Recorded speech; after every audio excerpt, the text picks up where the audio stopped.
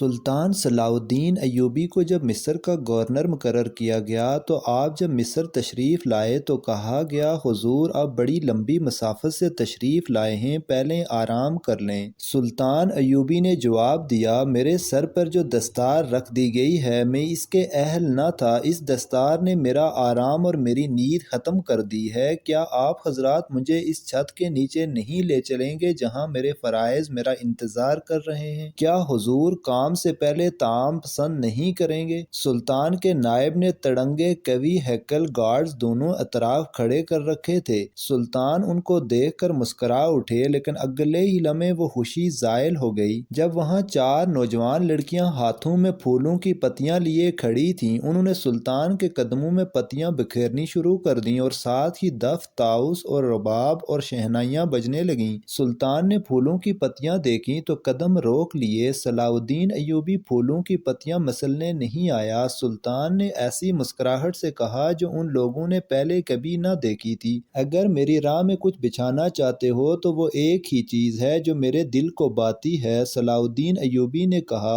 حکم دیں۔ نائب نے کہا، سلیبیوں کی لاشیں۔ سلطان نے مسکرا کر کہا، لیکن اگلے ہی لمحے سلطان کی آنکھوں سے شعلے نکلنے لگے۔ مسلمان کی زندگی پھولوں کی سیج نہیں، جانتے ہو سلیبی سلطنت اسلامیہ کو چوہوں کی طرح کھا رہے ہیں، اور جانتے ہو وہ کیوں کامیاب ہو رہے ہیں؟ صرف اس لیے کہ ہم نے پھولوں کی پتیوں پر چلنا شروع کر دیا ہے۔ میری نظریں فلسطین پر لگی ہیں اور تم میری راہ میں پھول بچھا کر مصر سے بھی اسلام کا پرچم اتروا دینا چاہتے ہو۔ سلطان نے ایک نظر سب کو دیکھا اور دبدبے سے کہا، اٹھا لو یہ پھول میرے راستے سے، میں نے ان پر قدم رکھا تو میری روح کانٹوں سے چھلنی ہو جائے گی۔ ہٹا دو ان لڑکیوں کو میرے راستے سے، کہیں ایسا نہ ہو کہ میری تلوار ان کے دلکش بالوں میں الجھ کر بیکار ہو جائے۔ حضور کی جاؤ حشمت، مت کہو مجھے حضور۔ سلطان نے بولنے والے کو یوں ٹوکا جیسے کسی کافر کی گردن کاٹتی ہو۔ مزید کہا، حضور وہ تھے جن کا تم کلمہ پڑھتے ہو اور جن کا میں غلام بے دام ہوں۔ میری جان فدا ہو اس حضور صلی اللہ علیہ وسلم پر جن کے مقدس پیغام کو میں نے سینے پر کندہ کر رکھا ہے۔ میں یہی پیغام لے کر مصر آیا ہوں۔ سلیبی مجھ سے یہ پیغام چھین کر بحرۂ روم میں ڈبو دینا چاہتے ہیں، شراب میں غرق کر دینا چاہتے ہیں۔ میں بادشاہ بن کر نہیں آیا۔